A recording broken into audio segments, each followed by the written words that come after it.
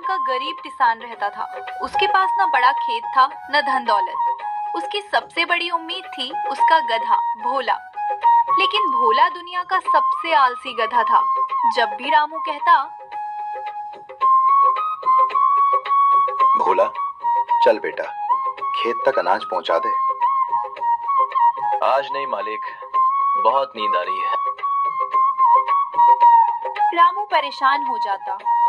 अगले दिन रामू ने फिर कोशिश की। अगर आज काम नहीं किया तो हम भूखे रह जाएंगे। मैं तो थोड़ा आराम कर लूं, काम तो बाद में भी हो जाएगा। ये सुनकर पास के पेड़ पर बैठा तोता मीठू हंस पड़ा। अरे भोला, इतना आराम करेगा तो एक दिन कोई तुझे बेच देगा। मुझे कौन बेचेगा?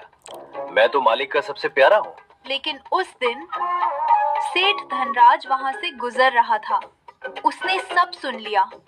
उसने सोचा, अगर ये गधा इतना आलसी है तो किसान जरूर परेशान होगा। मैं इसे सस्ते में खरीद लूंगा। शाम को सेठ रामू के घर पहुंचा। शाम को घर लौटते समय मोहन बहुत थका हुआ था। घर में केवल थोड़ा सा आटा बचा था।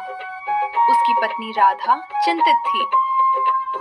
अगर ऐसा ही चलता रहा तो अगले महीने खाने के भी पैसे नहीं बचेंगे। शाम को सेठ रामू के घर पहुंचा। रामू, तुम्हारा गधा तो किसी काम का नहीं, बेच दो मुझे। ये बचपन से मेरे साथ है, बेचने का मन नहीं करता। सोच लो, नहीं तो भूखे मरोगे। भोला सारी बातें सुन रहा था। पहली बार उसे थोड़ा डर लगा। सूरज धीरे धीरे ऊपर चढ़ने लगा। गोपाल पूरे मन से खेत जोत रहा था। अचानक हल किसी कठोर चीज से टकराया। गोपाल चौंक गया। उसने मिट्टी हटानी शुरू की। कुछ देर बाद जमीन के अंदर से एक पुराना पीतल का संदूक दिखाई दिया। गोपाल ने धीरे धीरे संदूक खोला। नक्शे के कोने पर लाल स्याही से लिखा था, जो मेहनत से नहीं डरता वही इस रास्ते का अंतिम रहस्य जान पाएगा। गोपाल की आंखें फैल गईं। उसी समय पीछे से आवाज आई, क्या हुआ? क्या मिला गोपाल? गोपाल ने मुड़कर देखा। गांव के बुजुर्ग रामदास बाबा वहां खड़े थे। उन्होंने नक्शा देखा तो उनके चेहरे का रंग बदल गया। बेटा, ये कोई साधारण नक्शा नहीं है। मेरे दादा बताया करते थे कि लगभग 100 साल पहले एक ईमानदार किसान ने जंगल में मेहनत का एक रहस्य छिपाया था।